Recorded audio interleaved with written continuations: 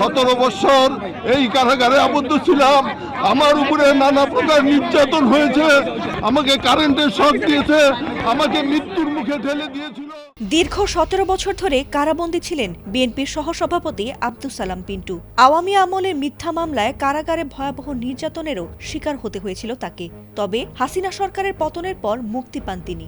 এরপর অপেক্ষা ছিল ভাগ্য পরিবর্তনের। আর সেই সৌভাগ্যের দেখা মিলল ত্রয়োদশ জাতীয় নির্বাচনের ফলাফলে। আর সেখানে রীতিমতো রেকর্ড গড়েছেন তিনি।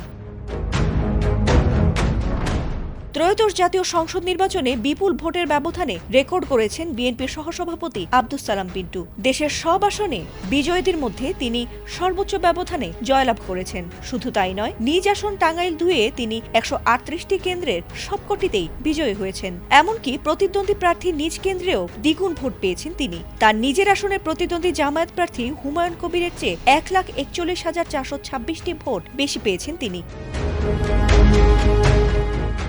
নিজ আসনে আব্দুস সালাম পিন্টু 1,92,768টি ভোট পেয়ে বেসরকারিভাবে নির্বাচিত হয়েছেন। আর তার নিকটতম প্রতিদ্বন্দ্বী জামায়াতে ইসলামের প্রার্থী হুমায়ুন কবির দাঁড়িপাল্লা প্রতীকে পেয়েছেন 51,332 ভোট। এছাড়াও টাঙ্গাইল জেলা বিএনপির প্রতিষ্ঠাতার সাধারণ সম্পাদকও ছিলেন তিনি।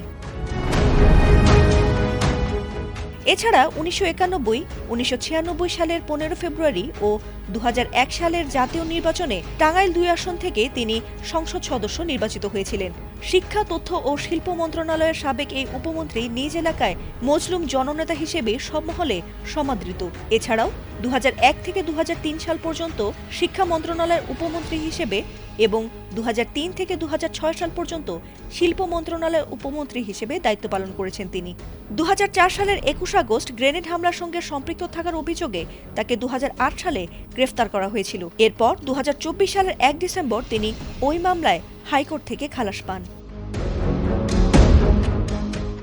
এছাড়াও 2016 সালে কারাগারে বন্দী থাকা অবস্থায় তিনি বিএনপির নির্বাহী কমিটির ভাইস চেয়ারম্যান হিসেবেও নির্বাচিত হয়েছিলেন। বিগত 17 বছর ধরে কারাবন্দী থাকার পরও তার জনপ্রিয়তা ও ভোটারদের সঙ্গে আত্মিক সম্পর্কের কারণেই তিনি ভোটে এমন সাফল্য পেয়েছেন বলে মনে করছেন এলাকাবাসী।